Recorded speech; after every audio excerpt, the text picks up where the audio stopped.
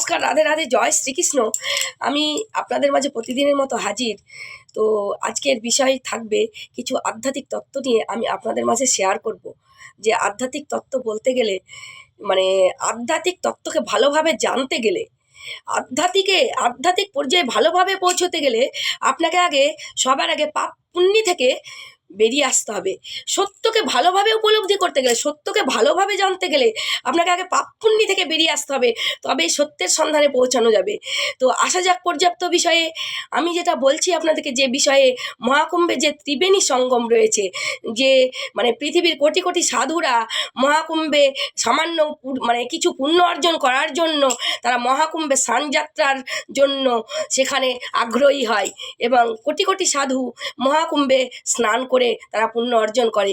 তো আমি বলছি, আধ্যাত্মিক তত্ত্বে এবং দেহতত্ত্বের মধ্যে দেখতে গেলে প্রতিটা মেয়ের জননেন্দ্রিয়ে ত্রিবেণী সঙ্গম, যেটাকে বলা হয় গঙ্গা, যমুনা, সরস্বতী এবং কিরা, পিঙ্গনা, সুষুম্না, এই যে এই তিনটে নাম, এই যে গঙ্গা, যমুনা, সরস্বতী, তো প্রত্যেকটা নারীদের এই ত্রিবেণীর সঙ্গম, যেটা বলা হয় ত্রিবেণীর ঘাট, প্রত্যেকটা নারীর দেহে ত্রিবেণী সঙ্গম রয়েছে।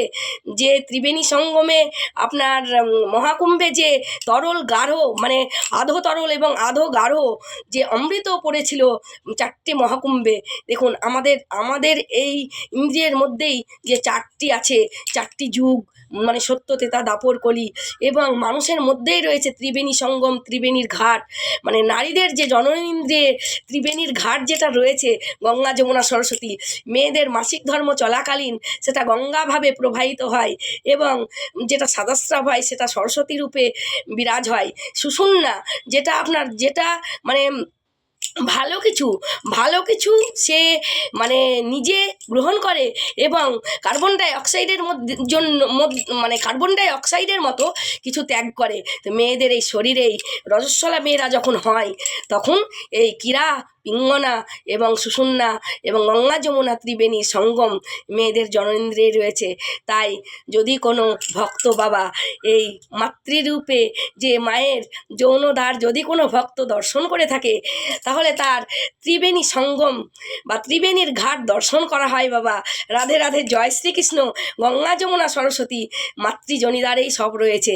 যদি সে মনে করে যে আমার সংসারী তীর্থক্ষেত্র বা তীর্থধাম, এই তীর্থধাম খোঁজার জন্য কোথাও যাওয়া লাগে না, পুণ্য অর্জন করতে গেলে বাড়িতে বসেই পুণ্য অর্জন করা যায়। এবার আসছি ক্ষীরোদসাগর বা মানস সরোবর। দেখুন, মায়েদের মাতৃগর্ভ মানস সরোবর বা ক্ষীরোদসাগর, মায়েদের মাতৃগর্ভ, যেখানে যে বাচ্চা